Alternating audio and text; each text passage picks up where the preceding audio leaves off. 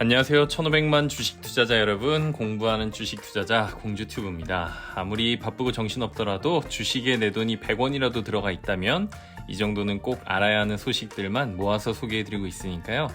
정시간 없으시면 출퇴근길이나 밥 먹을 때 1.5배속으로 듣기라도 하시면 소중한 내 자산을 지키고 불려나가는데 분명 도움이 되실 겁니다. 자, 그럼 2024년 9월 30일 월요일 2차 전지 소식 바로 시작하겠습니다. 오늘의 주요 소식입니다. 토요일, 일요일 이틀을 쉬고 왔더니 아주 흥미로운 기사들이 많네요. 하나도 빼놓지 말고 꼼꼼히 체크하시기 바랍니다. 더보기에 타임라인 표시해 둘 테니까요. 중요한 기사는 여러 번 찾아서 보시는 것도 좋겠네요. 자, 첫 번째 소식은 서울경제 이건율 기자님의 전기차서 배터리 소유권 분리, 현대차 교체 서비스 탄력이라는 기사입니다. 현대자동차가 전기차 수요 진작의 열쇠로 평가받고 있는 교체형 배터리 서비스 도입을 위해서 속도를 내고 있습니다. 29일 업계와 정부에 따르면 국토교통부 모빌리티 혁신위원회가 현대자동차가 제시한 전기차 배터리 소유권 분리에 대한 실증 특례를 심의하고 있다고 합니다. 현대차가 제시한 초안에 일부 조건을 부여해 이르면 10월 의결한다고 하는데요. 자동차에 묶여있던 배터리의 소유권을 독자적으로 인정하는 것이 중요한 내용입니다. 지금까지는 배터리가 자동차의 일부로 여겨져서 배터리 교체형 전기차를 비롯한 신사업의 배터리를 활용하기가 어려웠었는데 이것을 분리하겠다라는 겁니다. 다소 늦은 감은 있지만 그래도 반가운 소식이네요. 실증 특례가 통과되면 현대차가 추진 중인 배터리 교체형 서비스가 탄력을 받을 것으로 보입니다. 교체형 배터리 서비스는 기존의 충전 방식 대신 교체 스테이션을 이용해 완충된 배터리로 교체하는 방식인데요. 배터리 충전 시간에 걸리는 시간을 확 줄일 수 있는 데다가 전기차 원가의 40% 이상을 차지하는 배터리 가격을 빼고 낮은 가격의 차량을 판매할 수 있게 됩니다. 또 배터리 수명에 대해서 걱정할 필요가 없다는 것도 큰 장점이죠.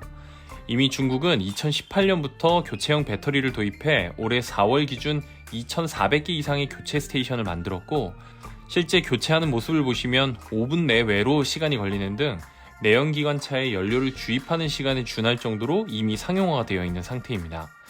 우리나라에서는 그동안 국내법상 배터리 탈부착을 자동차 정비 자격이 있는 사람만 할 수 있게 되어 있는 데다가 중소 폐차 업체들이 차량의 배터리를 활용할 수 없게 되면서 반대해온 이유로 도입이 어려웠습니다. 전기차에 대한 수요를 둔화시키는 가장 큰 요인이 차량 가격 그리고 전기차 충전에 대한 막연한 두려움 때문인데 이것을 한 번에 해결할 수 있는 배터리 교체형 전기차 도입이 가능해질 수 있도록 하루빨리 관련법이 통과됐으면 하는 바람입니다. 어떻게 진행되는지 계속해서 지켜보도록 하겠습니다. 두 번째 기사는 국내 소재 기업에 대한 국가적인 지원을 촉구하는 기사입니다. 한국경제 정영효 기자님의 4,600억 들였는데 값싼 중국산 공세의 초비상이라는 기사입니다. 29일 산업통상자원부와 관련 업계에 따르면 포스코 퓨처엠이 4,600억을 투자해 올해 4월부터 2차 전지 핵심 소재인 인조흑연 음극재를 생산했지만 국내 배터리 제조사들로부터 외면받고 있다고 합니다. 지난 기사에서도 소개해드렸듯이 인조흑연은 중국 의존도가 90%에 달해서 공급망 다변화가 시급한 소재죠. 실제로 지난해에 중국이 흑연 수출을 통제하면서 어려움을 겪기도 했습니다. 이를 계기로 힘들게 국산화에 성공했으나 아무래도 중국 정부의 지원금을 받고 있는 중국 경쟁 제품과 가격 격차가 적게는 30에서 40%, 많게는 2배 가까이 나는 탓에 원가 절감이 무엇보다 중요한 현재 상황에서 배터리 제조사들 입장에서도 국산 제품을 사용하기가 쉽지가 않은 상황입니다. 그렇다고 지금처럼 계속해서 중국산에 의지하다가 또다시 수출 통제나 미국의 규제에 가로막히는 상황이 발생하면 이게 낭패를 볼 수 있다 보니까 국내 소재 기업의 경쟁력 제고를 위해 적절한 보조금 지급이 필요할 것 같습니다. 중요한 핵심 소재들이 국산화에 성공할 수 있도록 정부의 제작비 보조, 세제 지원 확대, 납품 대금 결제 연장 지원 등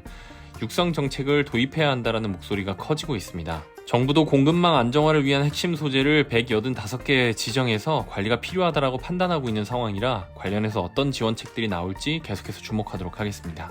세 번째 소식입니다. 중앙일보 박영우 기자님의 현대차는 뽑기, 중국차 최고, 활개치는 중국 댓글 부대들이라는 기사입니다. 한국 기업을 폄훼하고 중국의 경쟁 기업들을 높게 평가하는 친중국 여론전이 치열하게 벌어지고 있다는 의혹이 제기된 건데요. 양국 기업 간 경쟁이 치열한 전기차, 배터리, 이커머스 등의 산업 분야를 중심으로 국내 온라인 플랫폼에 유통되는 기사에 중국인으로 추정되는 집단이 조직적으로 댓글을 달아 국내 여론을 호도하고 있다는 겁니다. 김은영 가톨릭 관동대 경찰 행정학과 교수, 홍석훈 국립창원대 국제관계학과 교수 연구팀은 한중경쟁 산업 분야에 대한 중국 영향력 공작 실태 파악 보고서를 29일 공개했는데요. 이에 따르면 연구팀이 네이버에서 확보한 77개의 중국인 추정 계정을 분석해보니 이들 계정은 점조직으로 활동하면서 2개의 그룹으로 나뉘어 핵심 조력자의 조율하에 국내 산업 관련 기사에 조직적으로 몰려다니며 댓글을 게재하는 움직임을 보였다고 합니다. 한국인이 댓글을 많이 다는 기사에 중국인으로 추정되는 계정 사용자도 많은 댓글을 게시해 국내 여론에 영향을 미치려고 한 정황이 보인다고 합니다. 연구팀은 또 수년 전부터 전기차와 스마트폰 등 한중 경쟁 산업 분야에서 한국 기술을 폄훼하는 댓글 빈도가 증가하는 추세라고 밝혔는데요. 실제 댓글 중에서 현대차는 안 되지, 중국 전기차가 최고다, 현대차는 뽑기다, 솔직히 현대나 삼성보다 중국 업체가 더 앞서 나가는 것 같다 등 중국 산업이 한국보다 압도적인 우위를 갖고 있다는 편견을 형성하기 위한 조직적인 시도가 엿보였다고 연구팀은 주장했습니다. 저는 딱히 신문기사 댓글까지는 안 봐서 잘 몰랐는데 이런 게 효과가 있긴 한가 봐요.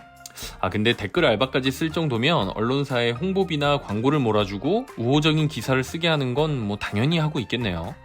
너무 국뽕도 비관론도 내 돈 불리는 데는 크게 도움이 되지 않으니까 냉정하고 객관적으로 판단할 필요가 있겠습니다.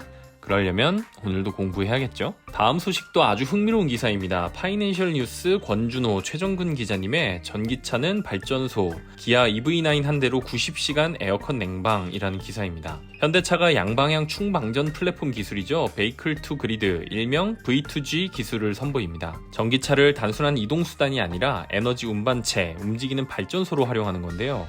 EV9 같은 경우에는 배터리 용량이 99.8kW에 달해 에어컨을 90시간 정도 가동할 수 있는 용량입니다. 태양광 등 재생에너지 발전량이 많아서 전기가 남는 낮에는 전기차에 충전해서 저장하고 전기 사용량이 많은 시간대에는 전기를 차량에서 공급하는 방식입니다. 날씨의 영향을 크게 받는 풍력 발전의 단점도 보완할 수 있죠. 미국은 이미 2021년부터 1년 동안 전기 스쿨버스 V2G 프로젝트를 진행했습니다. 전기 스쿨버스를 활용해 건물에 전력을 공급하는 방식인데요. 일본도 지진이 잦다 보니 2019년부터 관련 프로젝트와 시범 사업 등을 진행하고 있고, 중국도 2020년부터 상하이 V2G 시범 프로젝트를 가동했습니다. 독일, 영국, 인도 등 여러 국가도 V2G 개발에 뛰어든 상태고요. 이처럼 V2G 시장은 계속해서 성장할 것으로 예상됩니다. 글로벌 기관 등에 따르면 지난해 4조 7천억 원 수준이었던 시장 규모가 2033년에 162조 5,800원까지 급증할 것으로 예상되는데요. 이런 첨단 산업은 사업을 선점하는 곳이 아무래도 월등히 유리한 만큼 신속히 대응해 나갈 필요가 있겠습니다. 우리도 해당 산업에서 어떤 수익 창출의 기회가 있을지 관심 있게 지켜봐야겠습니다. 마지막 소식은 디지털타임스 박한나 기자님의 금양 원통형 배터리 조기 양산 시동이라는 기사입니다. 제목은 뭔가 긍정적인 소식인 것 같지만 유상증자 소식이네요. 얼마 전부터 금양의 유상증자 소식이 계속해서 들려왔는데 27일 주주 배정 후 실권주 일반 공모 방식으로 4,502억 원 규모의 주주 배정 유상증자를 진행한다고 29일 밝혔습니다. 이번 유상증자로 확보한 자금을 활용해 기장 제2공장을 연내에 완공해서 4695 원통형 배터리의 조기 양산 체제에 돌입한다는 계획인데요. 미국 나노테크 에너지사와 체결한 6년간 2조 3천억 원 계약 물량 공급을 위한 것으로 풀이됩니다. 금양에 투자하고 계신 분들은 이번 유상증자 소식을 긍정적으로 볼지 부정적으로 볼지 잘 판단하셔야 될 것 같습니다. 단순 재무구조 개선을 위한 유상증자가 아니라 준공이 얼마 남지 않은 대량 생산 공장의 준공, 그리고 설비 투자 자금 활용 목적이라는 점과 최대 주주인 류광지 금양 대표를 비롯한 금양 임직원까지 유상증자에 참여하는 것으로 보아서는 금양의 성장과 미래가 긍정적이다라고 판단을 할 수도 있고, 반대로 금양이 올해 상반기 매출 기준 761억 원, 영업이익은 181억 원 적자인 상황이고 당기 순손실도 550억 원에 현금성 자산이 260억 밖에 안 되는 상황에서 들려오는 유상증자 소식이 불안하게 느껴지기도 하는 것도 사실이라 내 소중한 자산을 지키기 위해서는 더 신중하고 꼼꼼하게 판단을 해야 할 것으로 보입니다. 판단에 도움이 될 수 있도록 관련 소식 계속해서 전해드리겠습니다.